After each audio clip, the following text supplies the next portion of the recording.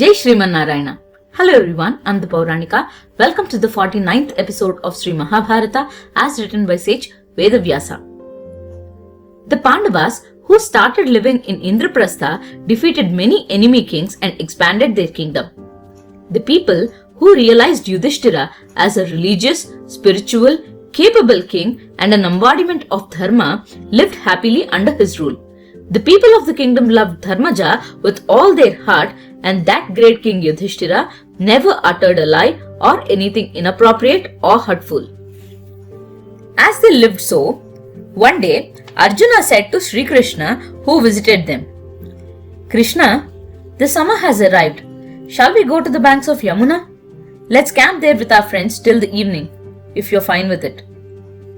"Arjuna, that's my wish as well," said Krishna.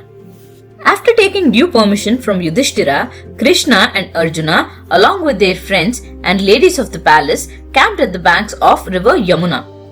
The place looked beautiful with gardens, clear waters, buildings of various sizes. The women, along with Subhadra and Draupadi, played in the garden. Few played in the river, few sang, few danced, few gossiped, few laughed, and few fought. The place resonated with the sounds of veena, flute, and mridanga. While these were going on, Krishna and Arjuna went to a beautiful place on the banks of river Yamuna. As they sat on two majestic thrones and conversed, a Brahmana came to them. That Brahmana looked very tall and was shining like gold. As he came closer, Krishna and Arjuna rose up from their seats. The Brahmana said, "O mighty Krishna and Arjuna, I am a Brahmana who eat a lot. I request you to feed me to my satisfaction." Then Krishna and Arjuna said, "Brahmana, tell us what kind of food you prefer. We will arrange for it." On obtaining their word, the Brahmana revealed himself to be Agnideva, the god of fire, and said, "I want Khandavavanam, the forest of Khandava."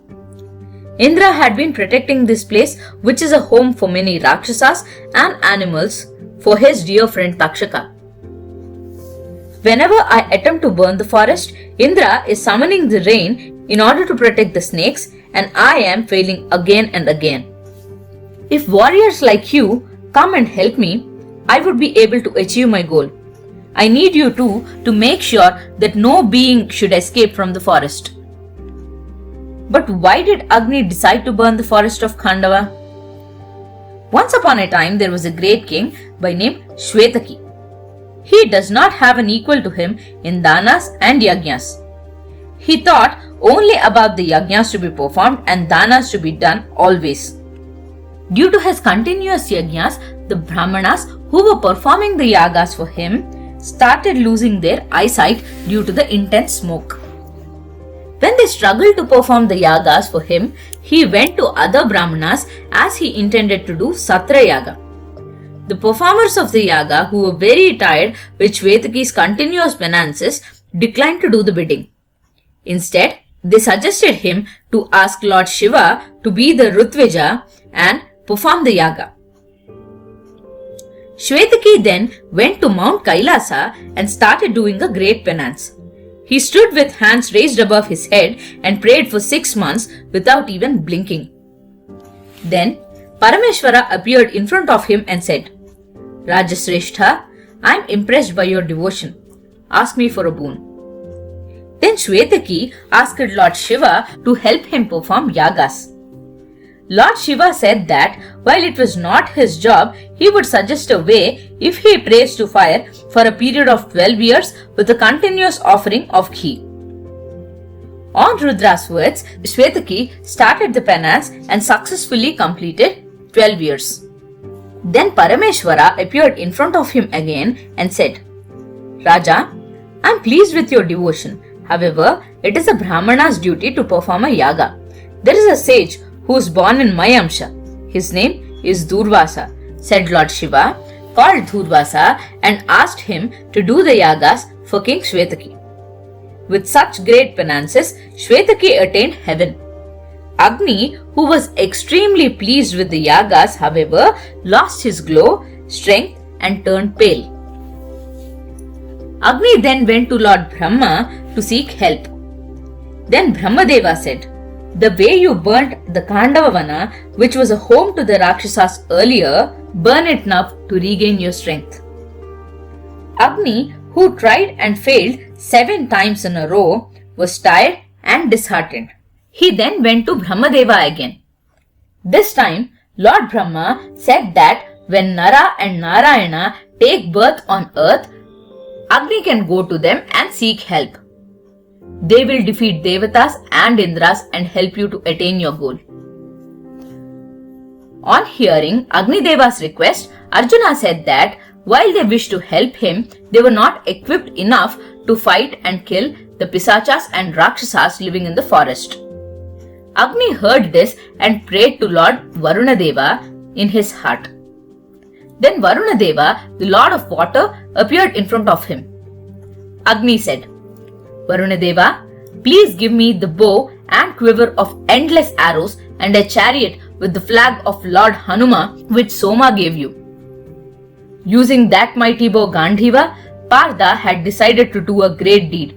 Also, give the great discus to Vasudeva. Then Varuna said yes and gave the greatest bow Gandhiva and 2 quivers of endless arrows Akshayatunira to Arjuna. Gandhivam, the mighty bow, can destroy all the Shastras and Astras. It is bigger than any other bow in size. It will develop the kingdom of the one wielding the bow. It shines in many colors and is equal to 10,000 bows. Varunadeva gave such bow which was prayed by Devatas, Danavas and Gandharvas for thousands of years to Agni Deva, who gave it to Panduputra Arjuna. The chariot with Kapidhwaja with white horses shining like clouds was also given. That chariot was filled with war equipment. It was shining like sun and was studded with precious gems. Krishna and Arjuna went closer to the chariot. They looked at the golden staff holding the flag with a Vanara on it. That Vanara on the flag looked like a lion destined to destroy enemies. Arjuna circumambulated around the chariot, prayed to the gods, wore an armor, carried a sword and wore his finger guards and ascended the chariot. Wielding the Gandhiva, which was created by Lord Brahma, Arjuna stood in front of Agni Deva. As Arjuna pulled the bowstring, the sound it made caused fear in the hearts of every being around. While Arjuna was getting ready for the battle, Agni Deva went to Sri Krishna Paramatma and gave him a chakra. That chakra was as strong as a diamond with greatest core strength. Then Agni Deva said, "Madhava, with this chakra, you can destroy the Rakshasas, Pisachas, Nagas, Daityas and Devatas in war. Whenever you throw it on any enemy, it will kill him and come back to you." Varunadeva also gave a mighty mace named Kaumodaki to Sri Krishna Paramatma. Then Arjuna said, "Agni Deva, now we are ready to defeat the entire world if they stand against you. Burn the forest from all the 4 sides." Thank you. Jai Sriman Narayana.